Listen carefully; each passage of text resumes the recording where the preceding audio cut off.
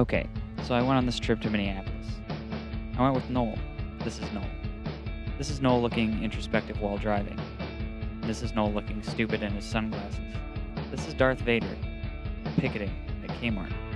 But I digress. So I wanted to make a poignant vidblog of some sort. You know, the one where people are driving around and there's good music playing, or maybe kind of a funny one, like my friend Aaron Kite does. But I realized a few things. One, I need a Steadicam. Most of my driving footage came out looking, well, like this, along with my walking footage and any other footage I took. Two, you have to have your camera out constantly. You can't just pull it out every now and then and expect a great shot. This is something I wasn't comfortable with at the time. I'm probably still not. And people tend to get antsy when there's a video camera on, so basically I posed myself on footage. For instance, this is me and my friend Diana from Minneapolis.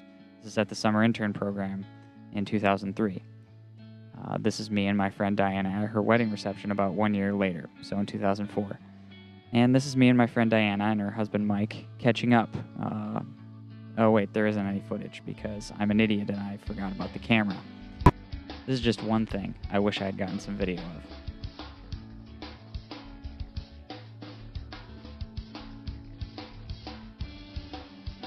Let me introduce you to some cool people I met while I was there in Minneapolis. This is Mark, and this is his son Philip. Philip donated his bunk bed for Noel and I to sleep in. I got to sleep on the top bunk with his stuffed animals and his Tootsie Roll pillow, so that was exciting. When we weren't at Mark's place, we were out visiting the various churches there and seeing the city. And Chad took us out to see the downtown, to see the sights, and they have walkways between most of the buildings so people don't have to walk in the cold during the winter months, which is pretty cool. And it looks cool at night because it's all lit up and stuff.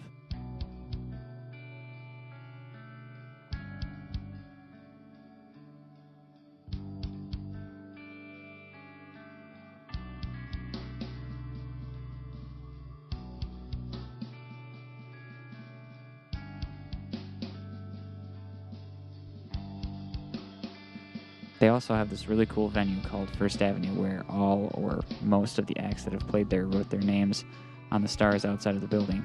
And this is just one side of the building, but I saw a bunch of cool, including Wilco. Yes, Dan, I saw Wilco on there, whatever. Then we had some really good food and some really good conversation, and Chad told us that yes, Prince is from Minneapolis, and he actually grew up in the same area as Prince.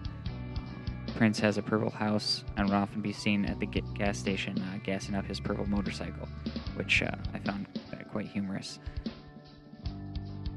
Anyway, after a long 3 days of hanging out with people and seeing the city and going to 5 different church services, we got the heck out of there.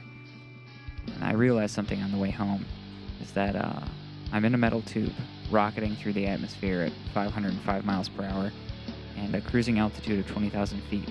And yeah, that's crazy.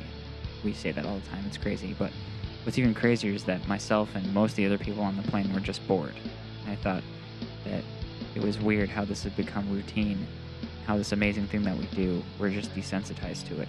We get so easily desensitized to the things that go on around us. But yeah, that's just a weird thought. So we landed back in Lansing, our dumpy little town, and our journey was over. Until next time. We'd like to welcome you to Lansing. The local time observed here is 11:22. Please remain seated with your seatbelts fastened. You may use your cell phones at this time, although we ask that you